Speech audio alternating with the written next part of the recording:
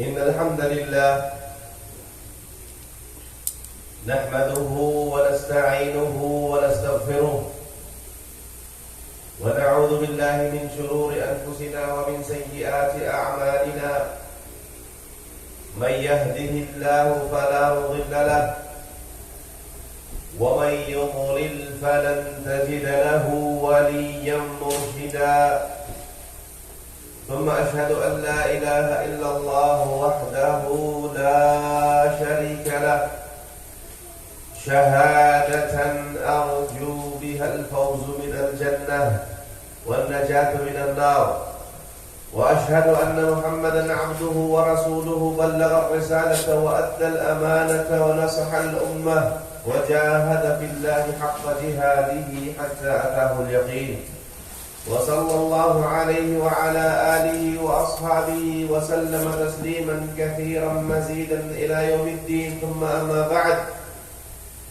فيا أيها الذين آمنوا اتقوا الله حق تقاته ولا تموتن إلا وأنتم مسلمون ويقول الله سبحانه وتعالى أيضا يا أيها الذين آمنوا اتقوا الله ولتنظر نفس ما قدمت لغد واتقوا الله إن الله خبير بما تعملون ويقول الله سبحانه وتعالى أيضا يا أيها الناس إنا خلقناكم من ذكر وأنثى وجعلناكم شعوبا وقبائل لتعارفوا إن أكرمكم عند الله أتقاكم ويقول الله سبحانه وتعالى أيضا يا أيها الذين آمنوا اتقوا الله وقولوا قولا سديدا يصلح لكم أعمالكم ويغفر لكم ذنوبكم ومن يطع الله ورسوله فقد فاز فوزا عظيما اعلموا رحمكم الله أن أصدق الحديث كتاب الله وخير الحدي حدي محمد صلى الله عليه وسلم وشر الأمور محدثاتها وكل محدثة في الدين بدعة وكل بدعة ضلالة وكل ضلالة في النار. Amlahat ng papuri at pasasalamat ay lamang kay Allah subhanahu wa ta'ala, ang pinakamaawain at ang pinakamahabagin. Ako'y sumasaksi na walang ibang Diyos na karapat dapat sa pagsamba maliban sa Kanya. At ako'y sumasaksi na ang Kanyang huling sugo at ang Kanyang huling propeta ay si Propeta Muhammad sallallahu alaihi wasallam. Talugdan nawa siya ni Allah subhanahu wa ta'ala at sa Kanya nawa ang awa at habag ni Allah subhanahu wa ta'ala sa lahat ng mga taong sumunod sa Kanya, sa Kanyang pamilya, sa Kanyang mga sahaba, at sa lahat ng taong tumahak sa tuwid na landas hanggang sa huling araw. Mga kapatid sa pananampalatayang Islam, Matakot tayo kay Allah subhanahu wa ta'ala ng tunay at tamang pagkatakot, sapagkat ang takot sa Kanya, ang kangingilang magkasala at paggawa ng kabutihan ay siyang tagumpay ng isang tao sa mundo at sa kabilang buhay. Bilang paalala, sinabi ni Allah subhanahu wa ta'ala, o kayong mga sumasampalataya, matakot kayo kay Allah subhanahu wa ta'ala ng tunay at tamang pagkatakot, at huwag kayong papayag na kayo madagdan ng kamatayan, maliban na lamang na kayo ay mga Muslim. At sinabi pa ni Allah, o kayong mga sumasampalataya, matakot kayo kay Allah subhanahu wa ta'ala, at tingnan ng bawat isa sa inyo kung ano ang kanyang inihanda para sa kabilang buhay. At sinabi pa ni Allah subhanahu wa ta'ala, o kayong mga sumasampalataya, matakot kayo kay Allah subhanahu wa ta'ala, at magsalita lamang kayo ng pawang katotohanan, nang sa gayon aayusin ni Allah subhanahu wa ta'ala para sa inyo ang inyong mga gawain, at patatawarin ni Allah subhanahu wa ta'ala para sa inyo ang inyong mga kasalanan. Sino man ang sumunod kay Allah, at pagkatapos ay kay Propeta Muhammad sallallahu alaihi wasallam ay tunay na nagtagumpay, tunay na nagwagi ng napakadakilang tagumpay. At alamin ninyo mga kapatid sa Islam na ang pinakamainam na salita ay salita ni Allah, at ang pinakamainam na gabay ay gabay ng Propeta Muhammad sallallahu alaihi wasallam. At ang pinakamasama sa lahat ng gawain ay ang pagbabago sa relihiyon. At ang lahat ng pagbabago sa relihiyon, ito ay tinuturing na bid'ah. At ang lahat ng bid'ah ay pagkaligaw. At anumang pagkaligaw sa ating relihiyon ay sa impyernong apoy ni Allah subhanahu wa ta'ala. Mga kapatid sa Islam, matakot tayo kay Allah subhanahu wa ta'ala ng tunay at tamang pagkatakot, sapagkat ito yung tagumpay mga kapatid. Ang pagkatakot kay Allah na nangangahulugan, nagampanan natin yung mga ipinag-utos niya at tayuan natin yung mga ipinagbawal niya. Yun ang pinakamaiksing pagpapakahulugan mga kapatid sa Islam, sa pagkatakot kay Allah. Paano tayo matatakot kay Allah? Sa pamamagitan ng paglayo sa mga ipinagbawal niya at pinagbawal ng Propeta Muhammad sallallahu alaihi wasallam, at pagsunod sa mga ipinagutos niya at ipinagutos ni Propeta Muhammad sallallahu alaihi wasallam. Mga kapatid sa Islam, nagtapos na po ang buwan ng Ramadan, alhamdulillah.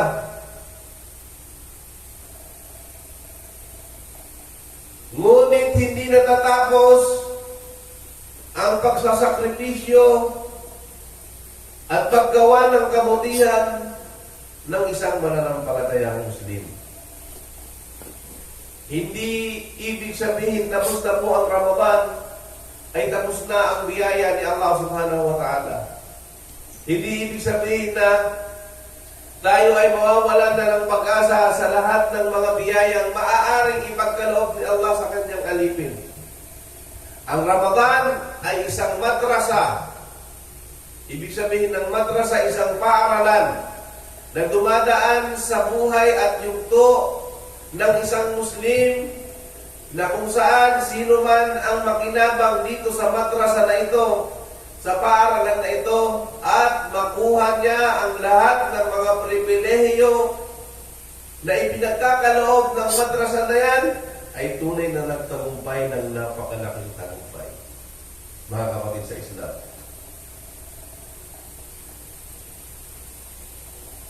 ano nga ba yung pinakinabangan natin mga kapatid sa Islam sa pagdaan ng buwan ng Ramadan?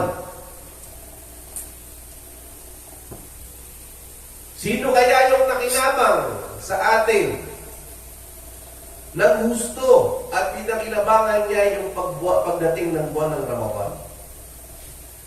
Hindi ba't lagi nating narinig sinasabi ni Propeta Muhammad sallallahu alaihi wasallam, man qama Ramadan imanan wa ihtisaban ghufira lahu ma taqaddama min dhanbi, wa man qama lailatul qadri imanan wa ihtisaban ghufira lahu ma taqaddama min dhanbi, wa man qama Ramadan imanan wa ihtisaban ghufira lahu ma taqaddama min dhanbi. Ang ibig sabihin nito mga kapatid sa Islam, sinasabi ni Allah subhanahu wa ta'ala, sino man ang mag-ayuno sa buwan ng Ramadan nang may paniniwala kay Allah subhanahu wa ta'ala at naghahangad ng gantimpala mula sa Kanya, ay patatawarin yung kanyang mga naunang kasalanan. At sino man ang tumayo ng pagdarasal sa Ramadan at may paghahangad ng gantimpala kay Allah at may paniniwala sa Kanya, ay patatawarin ni Allah subhanahu wa ta'ala ang kanyang mga naunang kasalanan. At kung sino man ang tumayo sa gabi upang maghangad ng Laylatul Qadr na may paniniwala kay Allah at gusto niya ng gantimpala mula kay Allah, ay patatawarin ang kanyang mga kasalanan, ang mga naunang kasalanan. Ito'y tatlong pagkakataon na kung saan sinabi ni Allah subhanahu wa ta'ala na patatawarin yung kanyang kasalanan. Mag-ayuno sa buwan ng Ramadan, magdasal sa gabi sa buwan ng Ramadan, at abangan at hangaring makuha at makamit yung Laylatul Qadr. Ano ang kapalit? Ang kapalit ay kapatawaran ni Allah subhanahu wa ta'ala. Ang tanong mga kapatid sa Islam, yung kapatawaran na sinasabi dito ni Allah subhanahu wa ta'ala pagkatapos ng buwan ng Ramadan, ang tanong ko sa aking sarili at sa inyo mga kapatid sa Islam, sino kaya sa atin ang nakakuha ng kapatawaran na ito ni Allah subhanahu wa ta'ala? Sino kaya sa atin ang nagwagi sa kapatawaran na ito ni Allah subhanahu wa ta'ala? Allahul musta'an mga kapatid sa Islam. Naway tulungan tayo ni Allah subhanahu wa ta'ala na makamit natin hindi lang sa buwan ng Ramadan ang kapatawaran niya, kundi pagkatapos ng buwan ng Ramadan, hari nawa, ang kapatawaran ni Allah subhanahu wa ta'ala ay mapasa atin pa rin.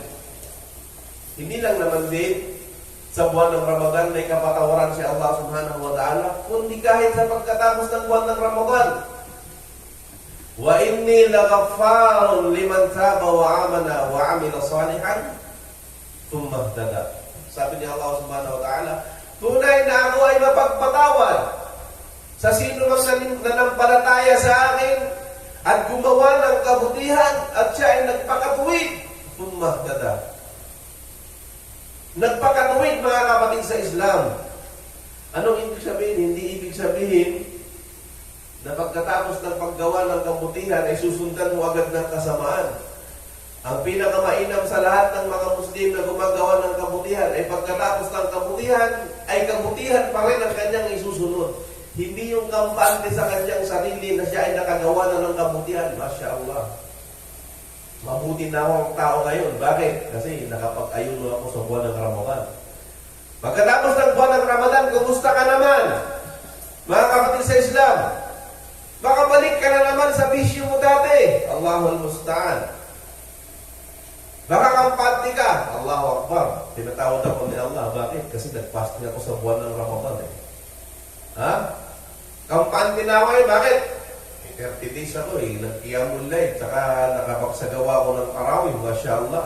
Huwag na huwag darating sa inyong mga puso at darating sa ating mga puso yung pagkakaroon ng pagkabilib sa ating mga sarili. Kahit paanong kabutihang ginawa mo, mga kapatid sa Islam, huwag na huwag sisirain niya ng Satanas sa pamamagitan ng pagkabilib mo sa sarili mo. Subhanallah mga kapatid sa Islam.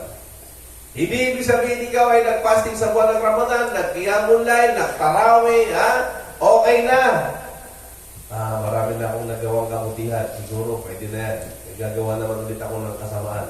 O hindi kaya ay kampante ka na dahil nakagawa ka na ng kabutihan sa buwan ng Ramadan.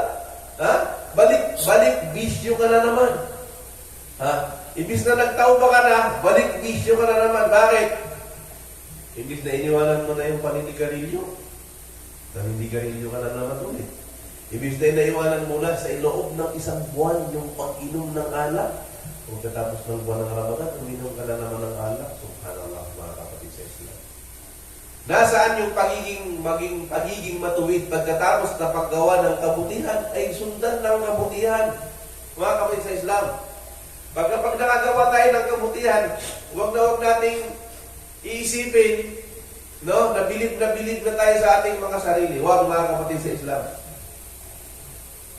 Sabi nga dito, ni Propeta Muhammad sallallahu alaihi wasallam,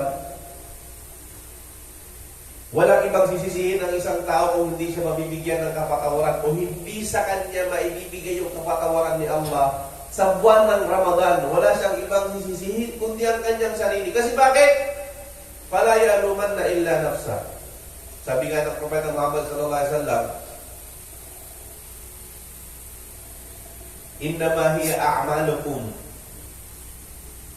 uhsiha lakum thumma ufikum iyyaha faman wajada khairan falyahmadillah faman wajada ghairu dhalika fala yalumanna illa nafsa. Sabi ni Allah Subhanahu wa ta'ala sa hadithul qudsi, sabi niya, innama hiya a'malukum uhsiha lakum. Tunay na ang inyong mga ginagawa ay aking kinikwenta para sa inyo at binibilang ko para sa inyo. Thumma ufikum iyaha, at pagkatapos ay ibinabalik ko ito sa inyo. Si Allah Subhanahu wa ta'ala, kinikwenta niya, tinitingnan niya kung ano yung mga ginawa natin. Pagkatapos ng kwentahin, pagkatapos ng matimbang ang lahat ng mga ginawa natin, ibinabalik niya sa atin. Faman wajada khairan falyahmadillah. Kung sino man ang makagawa ng kabutihan at makatagpo ng kabutihan pagkatapos niyang gumawa ng mga pagsamba kay Allah, anong gagawin niya? Falyahmadillah. Purihin niya si Allah Subhanahu wa ta'ala. Kapag ikaw, pagkatapos mong gumawa ng kabutihan, nakagawa ka ng kabutihan ulit, at nakatagpo ka ng kabutihan ulit, sambahin mo si Allah, purihin mo si Allah. Ngunit sabi ni Allah Subhanahu wa ta'ala, faman wajada ghairu dhalika fala yalumanna illa nafsa. Sabi ng Propeta Muhammad sallallahu alaihi wasallam. Sabi ni Allah Subhanahu wa ta'ala, ngunit kung sino man ang nakatagpo maliban dito, ibig sabihin maliban sa kabutihan, pagkatapos mong gumawa ng kabutihan, o pagkatapos ng mga bagay-bagay na nagawa mo, wala kang natagpuan, walang resulta sa iyong ginawa. Walang nagbago sa iyong ginawa, walang kapatawarang nakamit sa buwan ng Ramadan. Wala yaluman na illa nafsa. Huwag na huwag niyang sisisihin, o wala siyang dapat sisihin kundi yung kanyang sarili. Alangan naman sisihin mo yung iyong katabi lagi sa pagsasala. Alangan naman sisihin mo yung kaibigan mo. Alangan naman sisihin mo yung asawa mo. Alangan naman sisihin mo yung kapatid mo. Wala kang ibang sisisihin, mga kapatid sa Islam, kundi yung sarili mo. Walang iba. Kung hindi mo man, ang unang sinabi natin dito, kung hindi mo man nakamit yung kapatawaran, wala kang ibang sisisihin sa buwan ng Ramadan, kundi ang sarili mo. Sabi dito ng Propeta Muhammad sallallahu alaihi wasallam, man adraka Ramadan falam yughfar lahu. Sabi ng Propeta Muhammad sallallahu alaihi wasallam, sino man ang naabutan niya yung buwan ng Ramadan at hindi siya pinatawad, fa'ab'adahu Allah. Pakinggan niyo to. Sino man ang naabutan yung Ramadan at hindi pinatawad ni Allah, ibig sabihin nun, nilayo siya ni Allah. Nilayo siya ni Allah Subhanahu wa ta'ala. Dumating ka na sa buwan ng Ramadan, hindi ka pa rin napatawad. Ibig sabihin, nilayo ka ni Allah. Saan? Nilayo ka sa relihiyon ni Allah, nilayo ka sa paggawa ng kabutihan, nilayo ka sa lahat ng bagay, mga kapatid sa Islam. At sabi pa ng Propeta Muhammad sallallahu alaihi wasallam, وقال جبريل للنبي صلى الله عليه وسلم ثم قال آمين له قل آمين فقلت آمين من أدرك رمضان فلم يغفر له فأبعده الله. Ito yung sinasabi ng isang hadith ng Propeta Muhammad sallallahu alaihi wasallam, hadith na mahaba. Naririnig ng Propeta Muhammad, naririnig ng mga sahaba ang Propeta Muhammad nagsasabi ng Amin, Amin, Amin, Amin. Tinanong ng mga sahaba, Ya Rasulullah, naririnig ka namin nag-aamin. Ano yung inaamin mo? Sabi ng Propeta Muhammad sallallahu alaihi wasallam, ako ay nag-aamin sa sinabi ni Jibril, na sinabi ni Allah Subhanahu wa ta'ala, yung tungkol sa isang tao na abutan yung buwan ng Ramadan, Di ba? Naabutan yung buwan ng Ramadan, hindi siya pinatawad ni Allah subhanahu wa ta'ala. At siya ay inilayo ni Allah subhanahu wa ta'ala. Isipin mo, ang nag-aamin si Propeta Muhammad sallallahu alaihi wasallam at saka sa Jibril, mga kapatid sa Islam. Paano nga ba nagtawa ang isang tao sa kanyang kasalanan sa buwan ng Ramadan, mga kapatid sa Islam? Alam natin na sa buwan ng Ramadan, nakakadena, nakakandado ang mga satanas, nakabukas ang pintuan ng paraiso, at nakasarado ang pintuan ng impyerno. Kaya walang ibang sisisihin, walang satanas na magpugulo sa kanya, mga kapatid sa Islam. Kaya wala siyang dapat sisisihin sa kanyang mga nagawa sa buwan ng Ramadan, maliban sa kanyang sarili, mga kapatid sa Islam.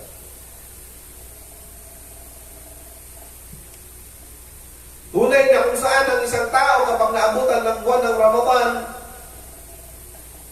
ay may mga palatandaan na siya ay pinatawad ni Allah subhanahu wa ta'ala, na siya ay nakakamit ng mga gantimpala na pinangako ni Allah subhanahu wa ta'ala sa buwan ng Ramadan.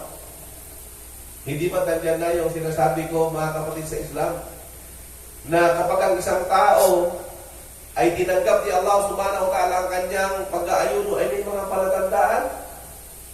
Nandyan na yung kung saan pagkatapos ng buwan ng Ramadan ay nagpapatuloy siya sa paggawa ng kabutihan, paggawa ng mga ginagawa niyang pagsamba sa buwan ng Ramadan ay ibinagpatuloy niya pagkatapos ng buwan ng Ramadan. Ibinagpatuloy niya ang pagsasala sa tamang oras, ibinagpatuloy niya yung pagbabasa ng Quran, ipinagpatuloy niya yung pagdudua, ipinagpatuloy niya yung pagsasadaka, ipinagpatuloy niya yung pagtulong sa mga mahihirap, pagbibigay ng lahat ng kawang-gawa, ipinagpatuloy niya ang pagdadawa, ipinagpatuloy niya ang pagpapakita ng kabutihan sa kanyang mga magulang, ipinagpatuloy niya ang kanyang komunikasyon sa kanyang mga kamag-anakan, ng pagiging mabuti sa mga kamag-anakan. Ipinagpatuloy niya ang lahat ng mga gawaing mabubuting ginagawa niya sa buwan ng Ramadan. Yun ay isa sa mga palatandaan na siya ay tinanggap sa kanya ni Allah yung kanyang pag-aayuno. At hindi lang yun, ipinagpatuloy niya yung pag-aayuno hindi lang sa buwan ng Ramadan. Ipinagpatuloy niya yung pag-aayuno hindi lang sa buwan ng Ramadan. Kung meron siyang utang sa buwan ng Ramadan, ay kanyang babayaran ito agad. Kung ikaw ay nagkasakit, kung ikaw ay nag-travel, kung ikaw ang babae nagkaroon ng buwan ng dalaw, pagkatapos nito, ng buwan ng Ramadan, palatandaan na ikaw ay binigyan ni Allah ng tawfik sa Ramadan, kapag nag-aalala ka, pagkatapos ng buwan ng Ramadan, may utang na binayaran mo agad. Pero kung pabaya ka, hayaan mo na. Sabi naman ni Ustad, kapag may utang ka daw, 1 taon daw ang pagkakataon ng mababayaran mo, hayaan mo na. Kapag malapit na yung Ramadan, saka na akong magbabayad. Ha? Hindi naman sinasabi na yan ay bawal. Ngunit palatandaan na ikaw ay nagpapahalaga sa iyong pagiging Muslim, sa iyong ginawa. Hindi ka ba nangangamba na yan ang utang mo na yan ay madadatnan ka ng kamatayan na may utang ka pa rin? Hindi ka ba nababagabag sa iyong sarili na kapag ikaw ay may utang pa rin, di ba? At nadatnan ka ng kamatayan, ay huwag ka magsasabi na ikaw ay mabata pa naman, hindi pa naman ako mamamatay. Parang yung isang kapatid natin dito lagi, bro, magawa ka na ng last will. Ay, saka na. Ha? Baka mas lalo akong mamatay pagka nagawa ko ng last will. O di kaya, saka na, magtagal-tagal pa ako mamamatay. Akala mo pag-aari niya yung kamatayan at kanyang tinataningan, matagal pa siyang mamamatay. Sino nagsabi sa iyo matagal ka pang mamamatay? Sino nagsabi sa atin na tayo matagal pang mamamatay? Sino sa atin na nakakagarantiya after 1 week, after 1 year, buhay pa, mga kapatid sa Islam? Isa yan sa mga hindi natin alam yung kamatayan. Kaya kapag tayo ay nag-aalala sa mga mangyayari sa atin sa kabilang buhay, ngayon pa lang ayusin natin yung mga bagay-bagay na maaaring sasabit tayo sa kabilang buhay. Katulad ng pag-aayon sa buwan ng Ramadan, ang obligado, may utang ka, sabit ka sa kabilang buhay. Kung hindi ka nagtawba dyan, hindi mo yan pinagbayaran. Ganun din naman yung utang. Kapag ikaw ay nangutang, nangako kapag mabayaran, pag ulap, sabit ka sa kabilang buhay. Bakit? Kahit sintamo lang yan, hindi ka makakapasok ng direkta sa paraiso hanggat hindi nasisingil sa iyo. At hanggat hindi mo nababayaran ni sintamo sa inutang mo. Huwag mong isipin na kayo nakakalusot ka dito sa mundong to kasi magaling kang magpalusot. Magaling kang mga tuwiran, magaling ka sa lahat ng bagay na kung saan nakaka-iskapo ka sa iyong mga pananagutan. Sa kabilang buhay, hindi makakapatid sa Islam. وَمَنْ يَعْمَلْ مِثْقَالَ ذَرَّةٍ خَيْرًا يَرَهُ وَمَنْ يَعْمَلْ مِثْقَالَ ذَرَّةٍ شَرًّا يَرَهُ. Sabi ni Allah subhanahu wa ta'ala sa banal na Quran, sino man ang gumawa ng isang kabutihan na kahit kanitinggang na kabutihan ay makikita nito sa kabilang buhay. Kapag ito ay mabuti, kahit maliit yan, kaniting yan, makikita mo sa kabilang buhay. Kahit naman ito ay masama, o di kaya kahit ito ay masama, kahit kaniting lang, kasing liit ng atom siguro, kasing siguro, kasing liit ng alikabok siguro. Akala natin walang kwenta, walang silbi. Kabilang buhay, hindi yan patatawarin ni Allah subhanahu wa ta'ala hanggat hindi ibinibigay yung karapatan dyan. Mga kapatid sa Islam.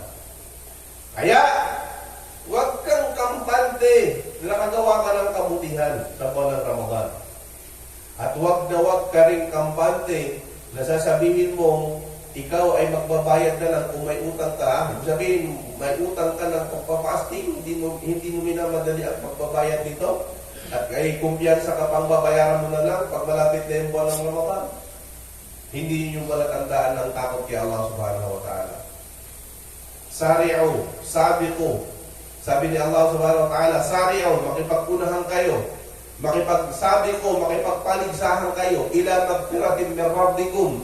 Tungo sa kapatawaran ng inyong Panginoon. Wa jannatin arduha ka'ardis samawati wal ard u'iddat lil muttaqin.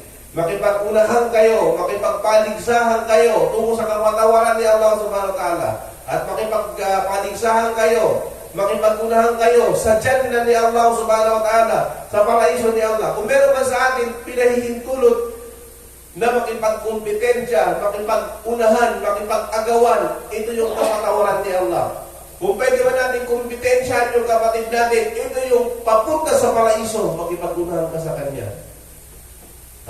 وَجَنَّةٍ أَرْضُهَا كَأَرْضِ السَّمَاءِ وَالْأَرْضِ. Ang Jannah na ito, na ang وَأَرْضُهَا ang kanyang lupa, o di kaya ang kanyang sukat lupain dito ay katulad ng kalanginan at kalupaan. وَعِدَّةٍ لِلْمُتَّقِينَ. Ito'y inihanda ni Allah subhanahu wa ta'ala sa mga taong may takot kay Allah, may takot sa Kanya. Kaya naman mga kapatid sa Islam, ipagpatuloy yung kabutihan na nagawa ng buwan ng Ramadan at huwag na huwag puputulin. At anumang mga pananagutang na iwanan natin sa buwan ng Ramadan ay sikapin po natin na ito ay mabayaran natin, na ito ay maibigay natin yung karapatan bago pa mahuli ang lahat. Aqulu qawli hadha astaghfirullah li wa lakum wa lisa'iril muslimina min kulli dhanb fastaghfiruhu innahu huwal ghafurur rahim.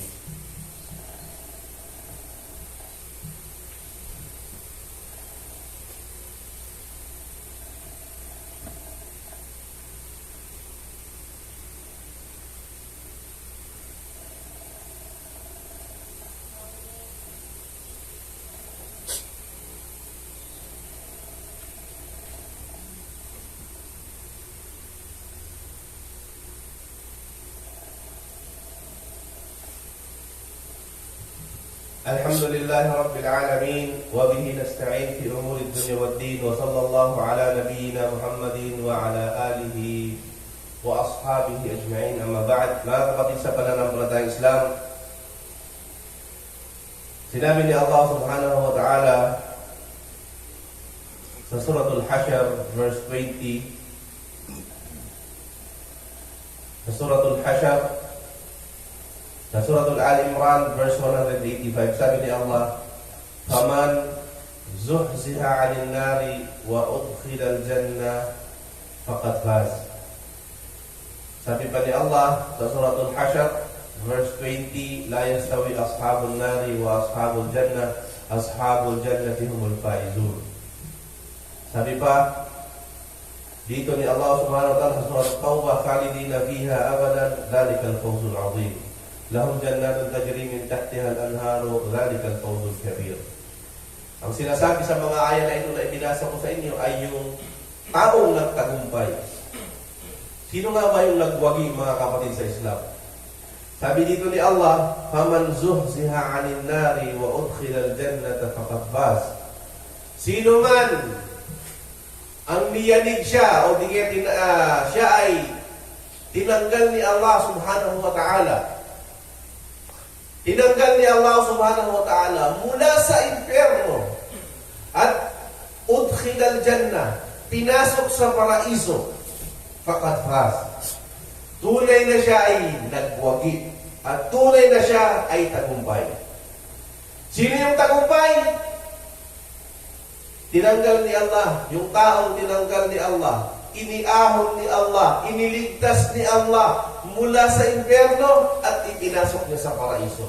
Yun ang taong faz, yun ang taong wagi, yun ang taong tagumpay, mga kapatid sa Islam. At sabi pa dito ni Allah subhanahu wa ta'ala, hindi kailanman magiging pantay ang mga taong taga-impyerno at ang mga taong taga-paraiso. Ang mga taong taga-paraiso ay ang mga nagtagumpay. Ashabul jannati humul faizun. Yung mga tao sa paraiso, sila yung mga nagtagumpay. Sinabi ni Allah subhanahu wa ta'ala. Sabi pa ni Allah subhanahu wa ta'ala sa mga tao sa paraiso, "Khalidina fiha abadan, dhalikal fawzul 'azim." Sa mga taong nakapasok sa paraiso, sabi ni Allah, Khalidina fiha, sila ay mananahan sa paraiso ng magpakailanman, ng walang hanggang kaligayahan. Sipin niyo, mga kapatid sa Islam, ang tunay na tagumpay ay makamit mo yung paraiso, sapagkat sa paraiso ay walang hanggang kabutihan na ibibigay sa iyo ni Allah ang lahat ng iyong kahilingan. Walang hanggang biyaya. Ipagpapalit mo ba yung 70 years, 80 years kang mamumuhay dito, samantalang sa kabilang buhay, dalawa lang yan? Habang buhay ka sa impyerno o habang buhay ka sa paraiso? Pumili ka lang, mga kapatid sa Islam. Habang buhay sa paraiso o habang buhay sa impyerno? Kapalit ng buhay mo dito sa mundo ito, lahat ng bagay na pwede mong isakripisyo dito sa mundo ito, kapalit ng kabilang buhay, mga kapatid sa Islam. Paano pang ganito? Kung papipiliin ka, mga kapatid sa Islam, magsakripisyo ka dito sa mundo ito, maghirap ka. Ibig sabihin, maghirap ka sa labas o ikukulong kita ng habang buhay. Magsakripisyo ka ng mga ilang araw lang. Huwag kang gumawa ng kalokohan, gumawa ka lang ng kabutihan. Kung hindi ka gagawa ng kabutihan, ang habang buhay kasi ikukulong kita ng habang buhay. Sino sa inyo yung maaalim niya, iisipin pa lang niya, meron siyang reclusion perpetua habang buhay na pagkakabilang mo? Ipagpapalit mo ba yun sa konting bagay lang naman? Diba? Nasasakripisyo at magsasakripisyo ka lang, konti lang sa labas. Ang kapalit na nun sa kabilang buhay, panghabang buhay sa paraiso. Kaya pagsikapan natin, mga kapatid sa Islam, sapagkat ang tunay na tagumpay at wagi ay ang tao papasok sa paraiso.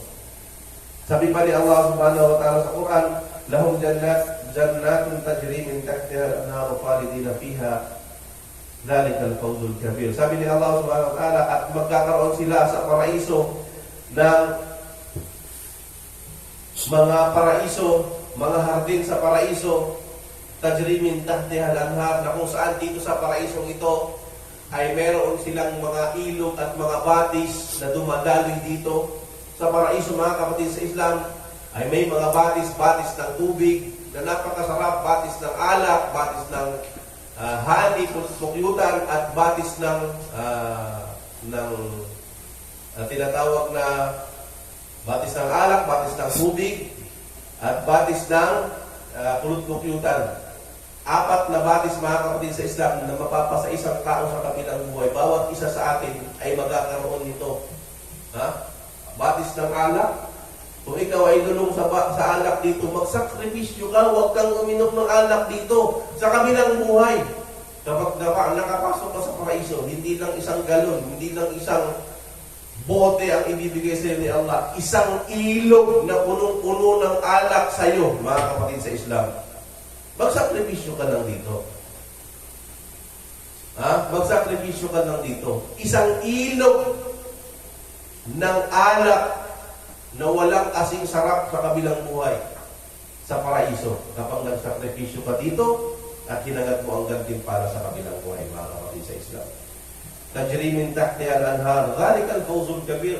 Kapag ang taong nakapasok dito sa paraiso, nagtangan siya ng apat na ilog na yan, batis na yan na kung saan binigay sa kanya ni Allah. Ito yung tunay na tagumpay, mga kapatid sa Islam. Ito yung napakalaking tagumpay na papangarapin ng isang tao. Kaya naman, mga kapatid sa Islam, huwag po natin ipagpalit ang mga makamundong bagay na ito na pansamantala lamang at panandalian lamang doon sa tagumpay sa kabilang buhay na totoong tagumpay na ipinangako ni Allah subhanahu wa ta'ala. At bilang panghuli, mga kapatid sa Islam, kagaya nga ng aking nabanggit, pagkatapos ng buwan ng Ramadan, ay may mga bagay tayong dapat tandaan. Una dito, kapag tayo ay may utang sa buwan ng Ramadan sa pag-aayuno, ay bayaran po natin ito sa abot ng ating makakaya sa lalong madaling panahon. So may utang ka, nagkasakit ka 3 araw, bayaran mo agad yan. Kung nagkaroon ka ng buwan ng dalaw, 1 linggo kang hindi nakapag-fasting, babae, mga kababayan, bayaran mo agad yan. Sapagkat yan ay responsibilidad po at pananagutan mo kay Allah subhanahu wa ta'ala. Ano pa? Sino man, sabi ng Propeta Muhammad, man sama Ramadan, thumma atba'ahu 6 min Shawwal, kana kasiyamud dahr, o kama qala Nabi sallallahu alaihi wasallam. Sabi ng Propeta Muhammad, sino man ang nag-ayuno sa buwan ng Ramadan at sinundan niya ito ng pag-aayuno ng 6 na araw pagkatapos ng Ramadan, ay katulad ito ng pag-aayuno ng isang taon. Isipin nyo, kapatid sa Islam, ang kabutihan ni Allah, nag-fasting ka sa buwan ng Ramadan ng 1 buwan. Pagkatapos ng 1 buwan, ikaw ay nag-ayuno sa buwan ng Shawwal. Yung buwan ng Shawwal ay yung buwan na kasunod ng Ramadan. Yung time frame nito ay 1 buwan lamang. Kailangan within that period ng 1 month, magawa mo yung 6 na araw ng Shawwal. Makapag-ayuno ka. Tayo ngayon ay pagkatapos ng Eid, ilang araw na. Biyernes na ngayon, mga kapatid sa Islam. Ibig sabihin, nagdaan na yung 5 araw. So, ibig sabihin, almost 25 days na lang natitira sa period na yun, yung certain period na yun, na ipagkakaloob ni Allah ang 1 taong kamutihan kapag nakapag-ayuno ka ng 6 na araw. 25 days na lang, mga kapatid sa Islam. So, sa lalong madaling panahon, kung gusto natin na ang ating pag-aayuno sa buwan ng Ramadan, ang katumbas dun kay Allah at bibigyan ka niya ng katumbas na 1 taon ka para kang 1 taong nag-ayuno, ay mag-ayuno ka ng 6 na araw pagkatapos ng buwan ng Ramadan sa mismong buwan ng Shawwal. Maaaring sunod-sunod. Gusto mo 6 na araw straight mag-ayuno ka, walang problema. Gusto mo naman every other day ka mag-fasting, okay lang. Ang importante, 6 na araw sa buwan ng Shawwal. Ngunit kailangan din mo nang bayaran mo yung utang mo. Kung meron kang 2 utang, bayaran mo muna sa akin magsimula, mga kapatid sa Islam. Wala naman siguro sa atin nakautang dito ng 1 buwan, hindi nag-ayuno sa buwan ng buong buwan ng Ramadan, mga kapatid sa Islam. Maliban sa mga tao exempted dito, may mga sakit, may mga maintenance na gamot, o meron siyang mga matanda na hindi na kaya. Ito ay mga bagay na kung saan alam natin kung paano siya re-remedyohan at ito ay mga ipinahintulot sa atin sa batas natin na sila ay hindi mag-ayuno kung saan sila ay magbibigay na lamang ng kabayaran dahil sa kanilang hindi na nila kaya. So, ganito na mga kapatid sa Islam. Inna Allah wa malaikatahu yusalluna ala an-nabiy ya ayyuhalladhina amanu sallu alayhi wa sallimu taslima. Allahumma salli ala Muhammadin wa ala ali Muhammad كما صليت على إبراهيم وعلى آل إبراهيم في العالمين إنك حميد مجيد وبارك على محمد وعلى آل محمد كما باركت على إبراهيم وعلى آل إبراهيم في العالمين إنك حميد مجيد وقال ربكم ادعوني أستجب لكم آمين يا رب العالمين اللهم إنا نسألك يا الله بأسمائك الحسنى وصفاتك العلى أن تغفر لنا ذنوبنا وتكفر عنا سيئاتنا وتوفنا مع الأبرار اللهم أعز الإسلام والمسلمين اللهم أعز الإسلام والمسلمين ودمر أعداءك أعداء الدين اللهم انصر المجاهدين الذين يجاهدون في سبيلك يا الله اللهم انصرهم في العراق وفي أفغانستان وفي فلسطين وفي سوريا وفي اليمن وفي جميع البلدان آمين يا رب العالمين اللهم تقبل صيامنا ودعاءنا وصلواتنا وجميع أعمالنا الصالحة يا رب العالمين اللهم أرنا الحق حقا وارزقنا اتباعه وأرنا الباطل باطلا وارزقنا اجتنابه. اللهم آتنا في الدنيا حسنة وفي الآخرة حسنة وقنا عذاب النار وصلى الله على نبينا محمد وعلى آله وأصحابه أجمعين. أقيموا الصلاة إن الصلاة تنهى عن الفحشاء والمنكر.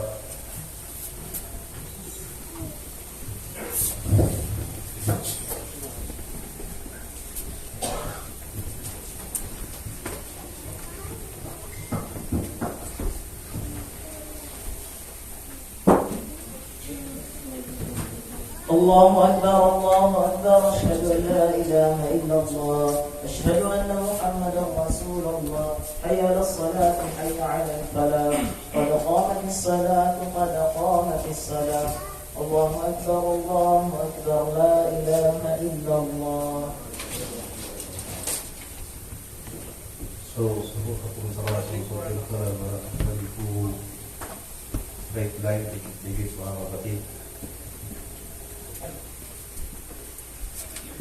Allahu Akbar.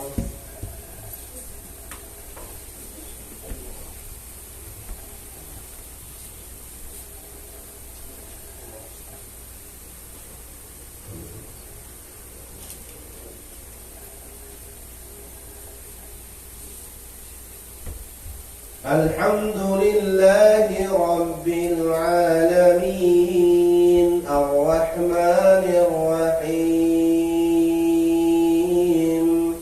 Maliki Yawmiddin Iyyaka na'budu wa iyyaka nasta'in Ihdinas siratal mustaqim Siratal ladzina an'amta 'alaihim ghairil maghdubi 'alaihim waladdallin. Amin.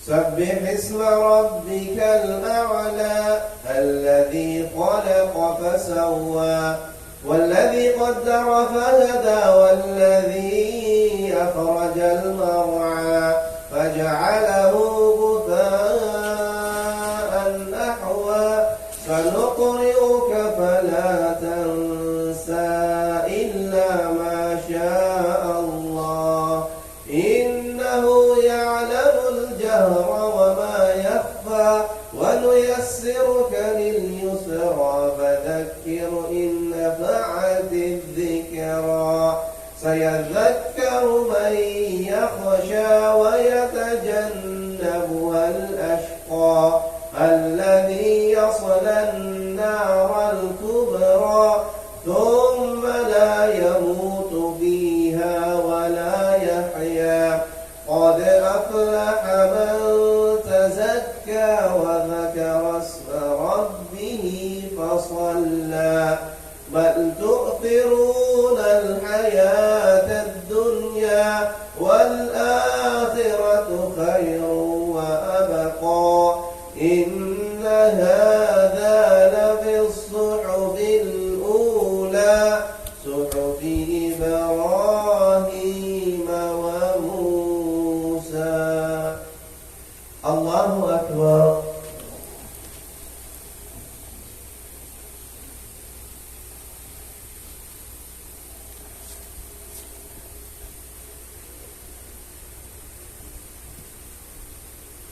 سمع الله لمن حمده. الله أكبر.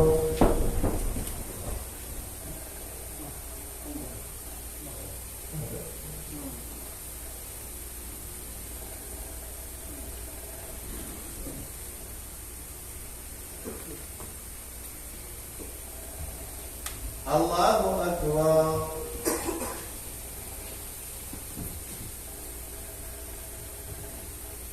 الله أكبر.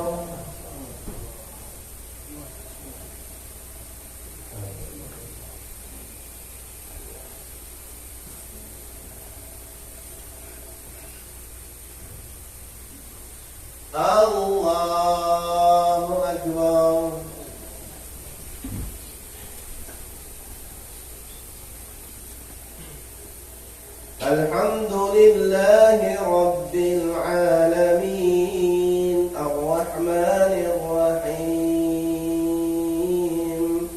مالك يوم الدين إياك نعبد وإياك نستعين اهدنا الصراط المستقيم صراط الذين أنعمت عليهم غير المغضوب عليهم ولا الضالين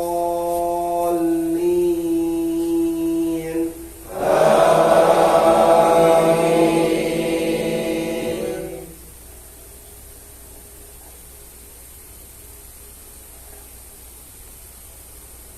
إذا جاء نصر الله والفتح ورأيت الناس يدخلون في دين الله أفواجا فسبح بحمد ربك واستغفر إنه كان توابا.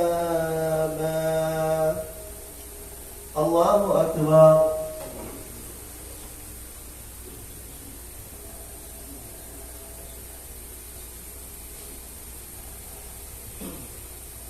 سمع الله لمن حمده. الله أكبر.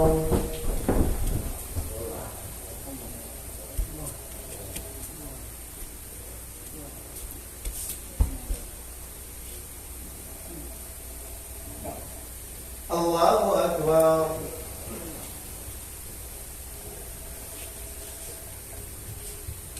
الله أكبر.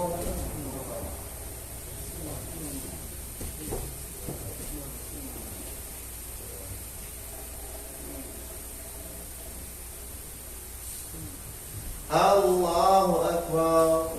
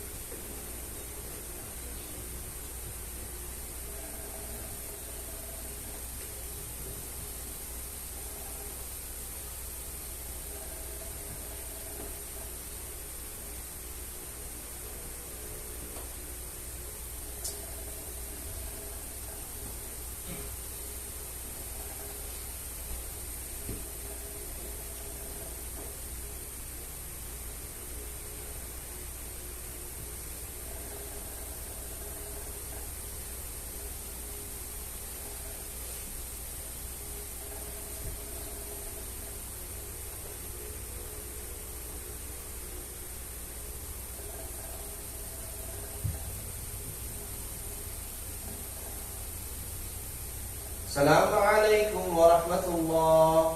Assalamualaikum warahmatullahi.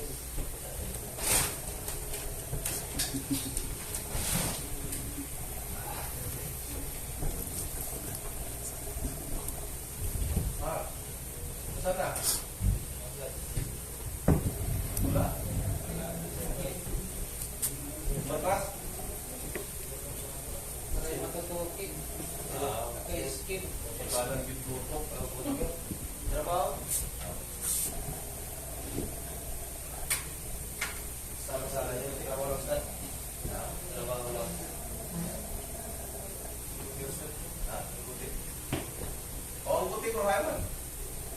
Aray, love ni Ricky ka. Di Ramadan.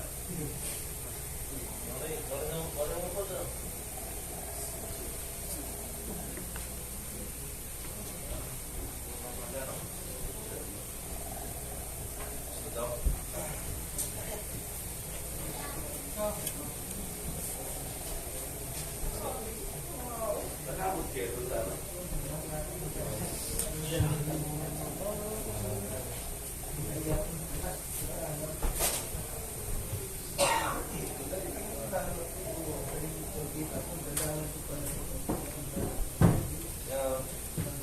Mga sa kanumaan.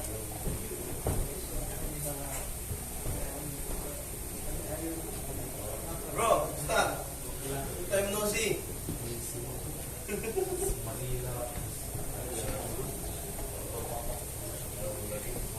Ano man? Takot yan sa?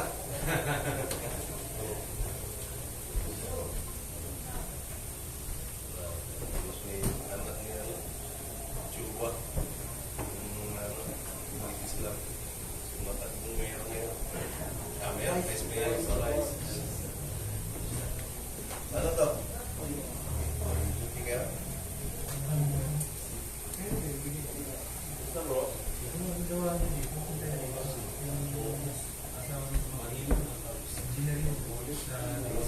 Si Buka. Yung asawa niya, no? Dilay ka. Pag dilay ka, si Pati, ako nila. Tumawag ka. Tumawag na dito. Nasa trabaho mo. Nag-meeting pero Kaya yun dito na po. may naman ting papa nung salat ka lang.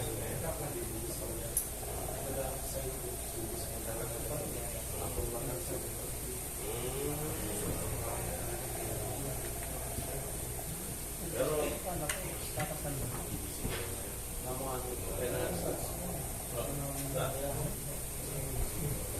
di pa, kung yung may bakit to? Hindi na nagpagkawat, hindi. Di pa nga, easy naman sa hindi pa punta si Commissioner. Sinasabi ko,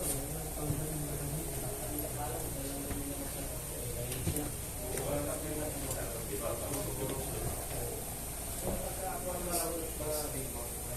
ano ba yung Ayan, saan ang makarating yun? Para makarating siya. ano yun?